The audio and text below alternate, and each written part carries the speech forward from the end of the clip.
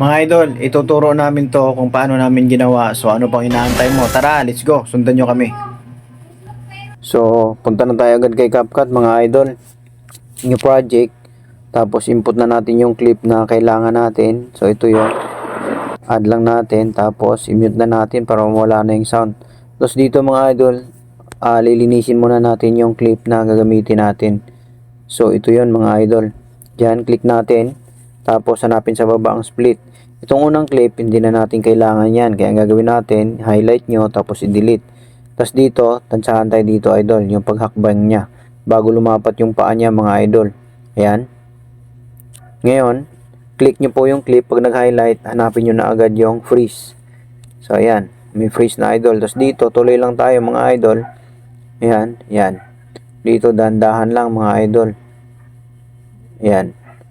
Bago paghakbang niya mga idol, ganyan. Tapos click natin ang clip. Pag nag-highlight, pindutin nyo ang split sa baba. Tapos itong nasa gitna mga idol, click nyo, hindi na natin kailangan to, delete natin. So dito, tatlong clip na lang sila mga idol, di ba? Itong nasa gitna, ito yung freeze picture natin. Ayan yung freeze picture natin. Ngayon ang gagawin natin, i-remove background muna natin yan. So naka-highlight na ang clip, hanapin nyo ang remove BG. Tapos piliin ang custom removal. Ako mga idol, naka pro ako kaya quick brush. Kayo mga idol, pwede namang brush lang. Sa akin, pipiliin ko ang quick brush. Tapos ilagay ko lang sa 1 yung brush size. Tapos dito, ayan na mga idol, anuhin ko lang. Ayan. So yan. So ito na mga idol, i-check lang natin. Ayan. Tapos click natin tong back arrow ng isang bisis. So yan, isang bisis mga idol. Tapos hanapin na natin ang overlay. So ayan na yun mga idol. Ngayon para maganda yung ano, ayan, uunatin natin yan mga idol para maganda yung pagka malinis. So ngayon dito, lagay na tayo dito ng diamond. So ito, taas abanti natin mga idol. Ayan, kahit dito lang mga idol. Ayan.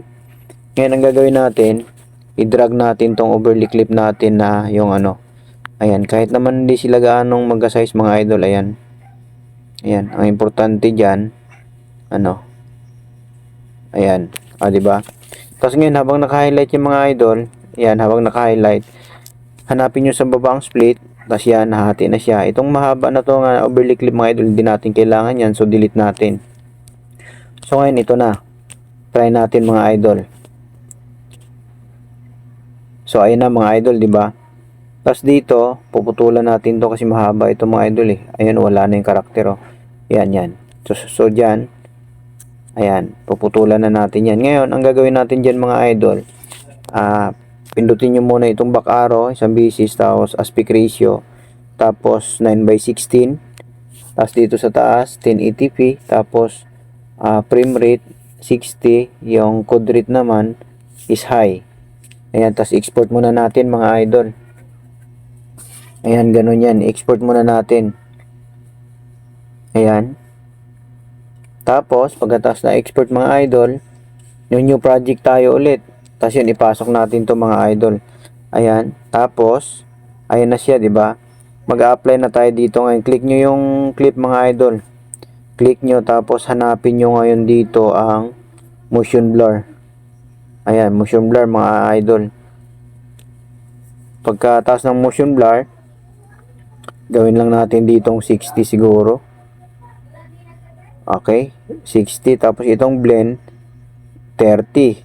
Tapos itong sa sa times, lagay lang natin ang twice. So check natin mga idol. Ayan, naantay natin habang nag-a-apply yung sa motion blur niya. Medyo matagal-tagal dahil na medyo mahaba-haba din yung clip natin. Pero kunting kunting tiyaga lang mga idol, antayin lang natin. Pag natapos naman na yan, pagka maganda naman yung kalalabasan ng project natin, sulit na rin yung pagod at habang pag-antay natin, 'di ba? So ayan. Ayan mga idol, na-check na. Ngayon try nating i-play. Ayan mga idol. Ayun, 'di ba? Ngayon ang gagawin niyo diyan mga idol, kayo na po bahala maglagay ng kasi kanya-kanya, tulad ng lagi namin sinasabi, kanya-kanya tayo ng mga gusto doon sa mga effect na ilalagay natin, 'di ba? So sa akin, yung napanood nyo sa yun. Kayo dito, nasa inyo na yan kung anong effect yung ilalagay nyo. So, yun lang mga idol. Sana may nakuha kayong idea. Sana may natutunan kayo para po may share nyo rin sa iba. So, yun lang mga idol. Salamat po.